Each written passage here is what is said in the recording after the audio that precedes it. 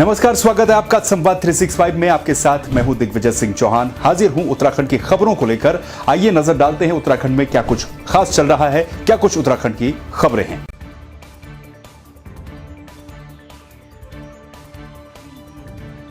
बागेश्वर जिला मुख्यालय में बीजेपी के प्रदेश अध्यक्ष मदन कौशिक को गार्ड ऑफ ऑनर देने के विवाद पर कांग्रेस ने इसे सत्ता का दुरुपयोग बताते हुए कानून के साथ मजाक बताया। वहीं इस मामले में पुलिस अधीक्षक अमित श्रीवास्तव ने कहा कि इस गंभीर मामले की जांच की जा रही है और गार्ड ऑफ ऑनर प्रकरण में जो भी दोषी पाया जाएगा उसके खिलाफ अनुशासनात्मक कार्रवाई की जाएगी। प्रदेश अध्यक्ष बनने के बाद प्रथम दौरा बागेश्वर का था और आप देखिए किस तरीके से आज सरकारी हेलीकॉप्टर उनको मुहैया कराया गया।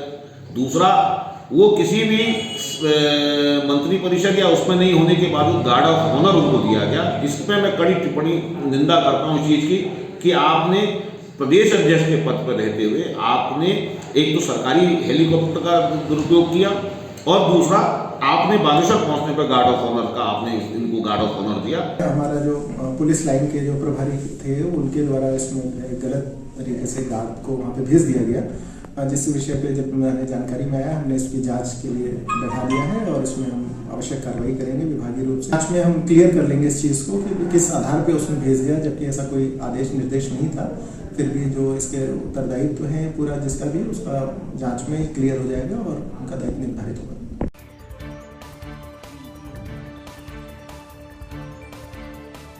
बागेश्वर में गार्ड ऑफ ऑनर को लेकर सवालों में घिरे बीजेपी के प्रदेश अध्यक्ष मदन कौशिक ने अपनी गलती स्वीकार की। पिथौरागढ़ में मीडिया के सवालों का जवाब देते हुए मदन कौशिक ने कहा कि लंबे समय से मंत्री रहने की वजह से बागेश्वर में भी उनसे गलती हो गई, ऐसा नहीं होना चाहिए था। हमारे पास कार्यकर्ताओं का एक बड़ा बूथ स्तर तक का संगठन है, उससे आगे पन्ना प्रमुख है। वो सारे कार्यकर्ता एक सक्रियता के साथ खड़े हों और 2022 की उस चुनौती को स्वीकार ही ना करें, अपितु उस संकल्प को लेकर आगे बढ़े कि 2017 से बड़ी जीत हमें प्राप्त करनी है।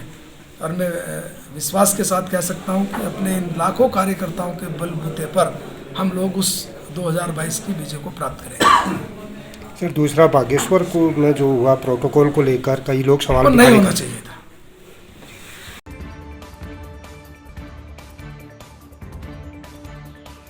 पिथौरागढ़ के दौरे पर आए बीजेपी प्रदेश अध्यक्ष मदन कौशिक ने 2022 के विधानसभा चुनाव में भारी जीत का दावा किया है। पिथौरागढ़ में मीडिया से बातचीत करते हुए कौशिक ने कहा कि बीजेपी के बूथ स्तर तक के कार्यकर्ताओं का एक मजबूत संगठन है, जिसके बलबूते पर 2017 में भी जीते थे और आगे भी जीतेंगे। जैसे कोई गेस्ट आता है, गेस्ट के तौर पर आते हैं और वो चुनाव से 4-6 महीने पहले आएंगे, अभी भी आने शुरू नहीं हुए, अभी भी पूरी ताकत इकट्ठी कर रहे हैं वो, और 2 महीने बाद आएंगे। और 2 महीने बाद आकर जनता के बीच में शायद अब जनता समझ चुकी है कि 5 साल और 6 महीने में क्या अंतर है।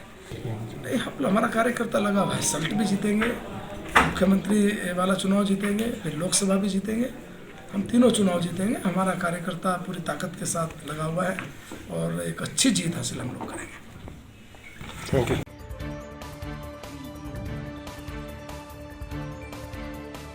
पिथौरागढ़ जिले के बेरीनाग थल निवासी भारतीय महिला क्रिकेटर श्वेता वर्मा का अपने गृह क्षेत्र पहुंचने पर थल के स्थानीय लोगों ने भव्य स्वागत किया। वहीं स्थानीय लोगों ने श्वेता के घर पहुंचने पर जमकर आतिशबाजी भी की। इस दौरान ग्राम प्रधान समेत अन्य लोग मौजूद रहे।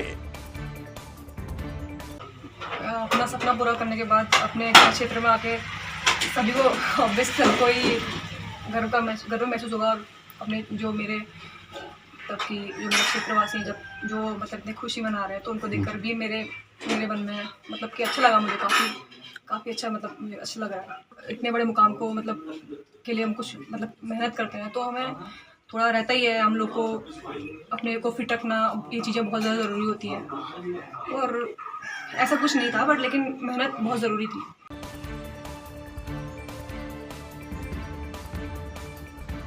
बेरीनाग नगर क्षेत्र में लोक निर्माण विभाग ने रात को 12 बजे के बाद हॉट मिक्स का कार्य तब किया जब 24 घंटे पूर्व क्षेत्र में जबरदस्त बारिश होने के बाद सड़क गीली थी। स्थानीय लोगों ने इसका विरोध भी किया है। हॉट मिक्स कर रही कंपनी के अधिकारियों ने विरोध कर रहे लोगों को डराना धमकाना भी शुरू कर दिया।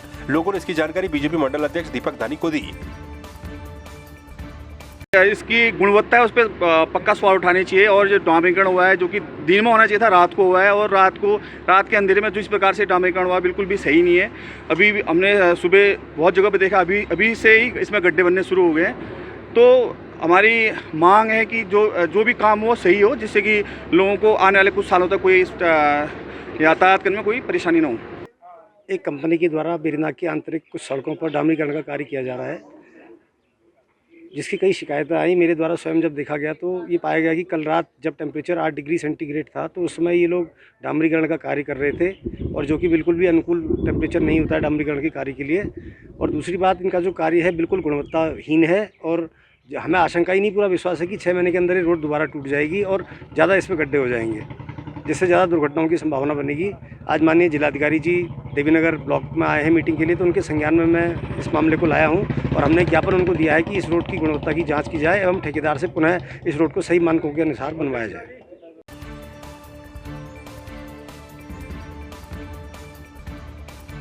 हाट कला एवं सांस्कृतिक मंच गंगोली हाट के द्वारा ब्यालपाटा मैदान में होली मिलन प्रतियोगिता का आयोजन किया गया। प्रतियोगिता का उद्घाटन पूर्व दर्जा मंत्री खजान गुड्डू ने किया और कहा कि होली हमारा प्रमुख लोक पर्व है, आपसी भाईचारा और सद्भावना के साथ होली मनानी चाहिए।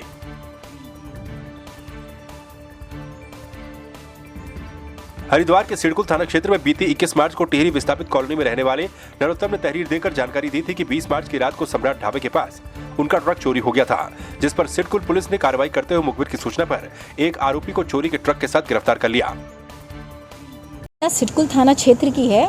20 की रात्रि में ये घटना हुई थी, और जैसी पुलिस को इसमें सूचना मिली तो इसमें तुरंत ही मुकदमा दर्ज किया गया, और इसमें एसएसपी सर के निर्देशानुसार एक टीम का गठन किया गया, जिसमें सीओ सदर और एसओ सिडकुल के नेतृत्व में, और इन्होंने पूरा सीसीटीवी फुटेज और सर्विलांस वगैरह की मदद से इसमें 2 दिन में ही इसका अनावरण किया है, जिसमें ट्रक भी बरामद हुआ है और एक अभियुक्त भी पकड़ा गया है, और जो अन्य अभियुक्त एक है जो फरार है उसके लिए दबिश दी जा रही है लगातार। ये दोनों अभियुक्त गदरपुर के रहने वाले हैं, और इनके आपराधिक इतिहास के बारे में भी जानकारी की जा रही है, और इस अनावरण पे एसएसपी महोदय द्वारा 2500 का इनाम भी दिया गया है टीम को।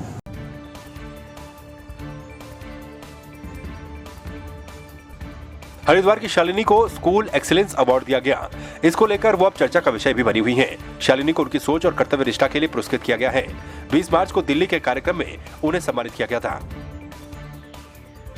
एक उड़ान संस्था के द्वारा दिया गया स्कूल एक्सीलेंसी अवार्ड 2021, इसका जो मुख्य हमारे स्कूल को जो दिया गया उसका मुख्य कारण यही था कि आज से लगभग 20 वर्ष पहले इस विद्यालय की जो स्थापना या नींव जो थी वो इस समय वर्तमान में रहे हमारे मुख्यमंत्री जी ने की थी, और मुख्य उद्देश्य हमारे संस्था के संस्थापक सत्यव्रत राजेश जी का यही था कि इस ग्रामीण परिसर में हम बच्चों को अच्छी से अच्छी शिक्षा दें, उनके भविष्य का निर्माण करें।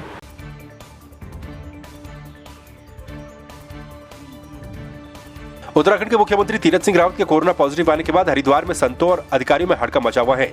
एक तरफ जहां कई संत होम आइसोलेट हो गए तो वहीं अधिकारी इस पर मौन हैं। ऐसे में संतों ने हरिद्वार में मां मनसा देवी सिद्धपीठ मंदिर में मुख्यमंत्री के जल्द स्वस्थ होने की कामना के लिए यज्ञ किया।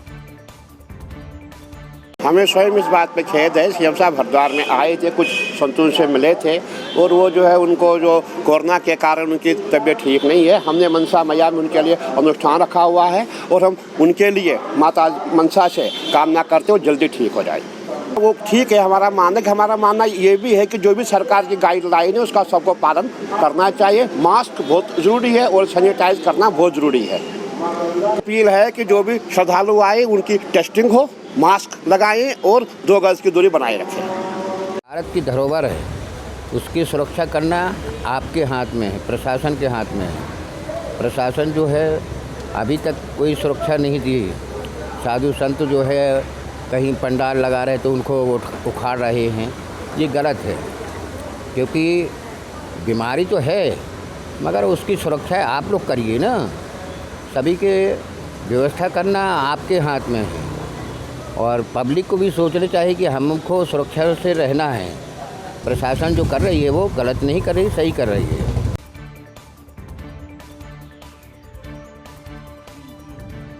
समाज सेवा के क्षेत्र में उत्कृष्ट कार्य करने के लिए अवधूत मंडल आश्रम हरिदास हनुमान मंदिर के महामंडलेश्वर स्वामी संतोषानंद महाराज को भोपाल स्थित LNCT यूनिवर्सिटी के द्वारा PhD यानी कि डॉक्टरेट की मानद उपाधि प्रदान की गई है। मध्य प्रदेश शासन के शिक्षा मंत्री मोहन यादव और LNCT के चेयरमैन जयनारायण चौकसे ने एक भव्य समारोह में उन्हें ये उपाधि प्रदान की।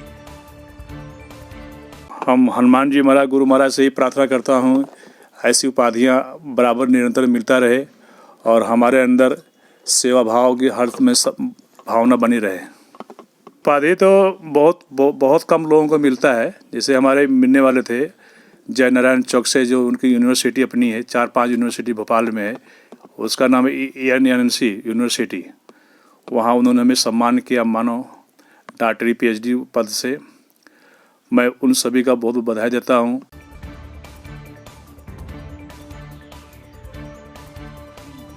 पौड़ी के पैठानी थाना क्षेत्र के तरपाली सैंड में युवक और युवती का नरकंकाल मिला। दोनों ही 2 महीने से घर से लापता थे।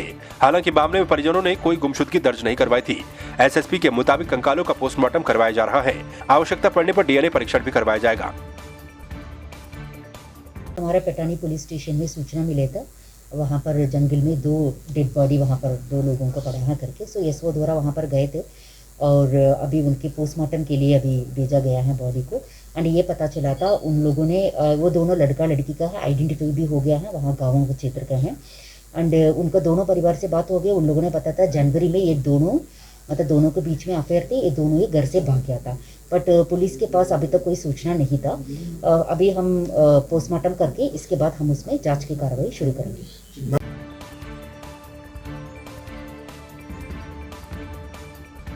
चौथान क्षेत्र में उक्रांद के मंडल अध्यक्ष मोहन काला ने रैली और होली मिलन समारोह का आयोजन किया। वहीं मोहन काला 25 और 26 मार्च को चौथान क्षेत्र के बसोला गाड़ क्षेत्र में जनसंपर्क का दौरा भी करेंगे।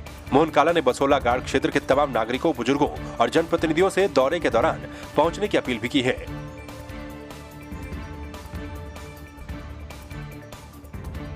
पूर्व मुख्यमंत्री त्रिवेंद्र सिंह रावत ने अपने पूर्व सलाहकार रमेश भट्ट के गीत हरिद्वार का कुंभ है आया का विमोचन किया।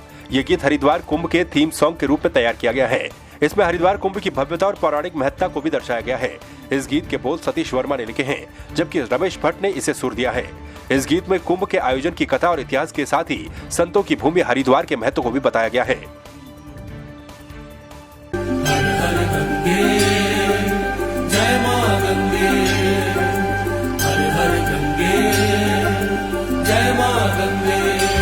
गंगे मां गंगे गंगे।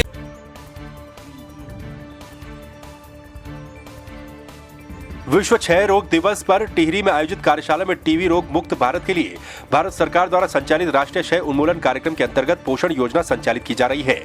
इस योजना के तहत प्रत्येक पंजीकृत टीबी रोगियों को प्रतिमाह 500 रुपए का पोषण भत्ता प्रदान किया जाता है। डॉक्टर मनोज वर्मा ने बताया कि कार्यशाला के तहत विभिन्न कॉलेजों में भी जन जागरूकता अभियान चलाए जा रहे हैं। तकरीबन 88% मरीज हमारे ठीक हो गए थे जो इलाज पे थे। अभी जिनका इलाज पूरा हुआ है लगभग 90% मरीज हमारे इलाज उनका पूरा हो गया है। और सभी मरीज ऐसा नहीं है इनका इलाज पूरा ना हो, वो इलाज उनका नहीं मिलता या ठीक नहीं होते। कुछ मरीज MDR भी हो जाते हैं, मतलब उनकी भी बिगड़ जाती है, और कुछ लोग प्राइवेट में भी चले जाते हैं। तो हमारा लेकिन फिर भी अच्छा है, 90% के करीब मरीज हमारे ठीक हो गए। टोटल कितने मरीज पाए होंगे सब? 467। आज वर्ल्ड टीबी डे था तो हमें ये कहा गया था कि प्रेस कॉन्फ्रेंस रखें, जिलाधिकारी महोदय ADM साहब उपस्थित थे कार्यक्रम में। इसी प्रकार शाम को भी एक कार्यक्रम है।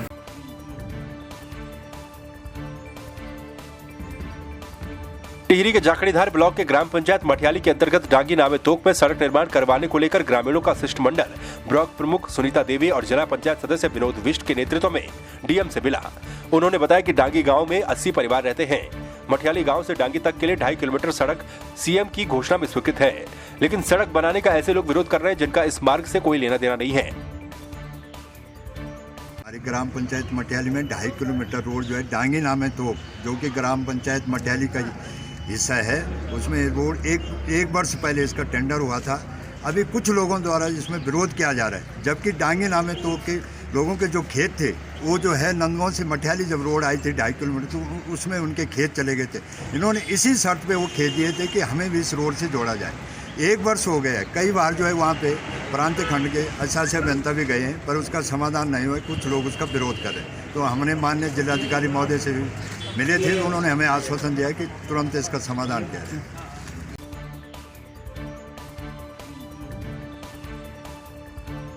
टिहरी बांध परियोजना से प्रभावित परिवारों के पूर्व लंबित जल मूल्य को माफ करने की मांग को लेकर अखिल भारतीय किसान सभा ने जिला मुख्यालय में धरना दिया। वक्ताओं ने जल संस्थान से टिहरी बांध से प्रभावित परिवारों के पानी के बिल को माफ करने की मांग की है। उन्होंने चेतावनी देते हुए कहा है कि इस पर कोई कार्रवाई अगर नहीं की जाती तो आगामी 1 मई को जिला मुख्यालय में धरना प्रदर्शन किया जाएगा।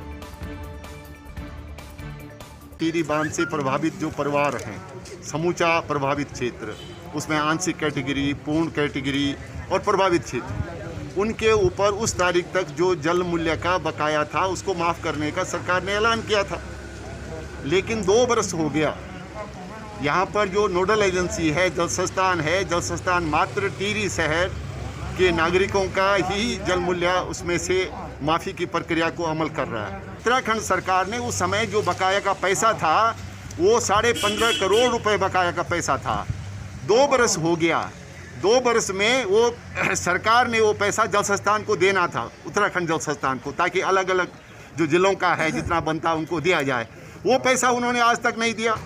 तो आपने देखा उत्तराखंड में क्या कुछ खास चल रहा है, क्या कुछ उत्तराखंड की खबरें रही। एक बार फिर से आपके सामने हाजिर होंगे उत्तराखंड की कुछ और खबरों के साथ। तब तक के लिए आप बने रहिए संवाद 365 के साथ। नमस्कार।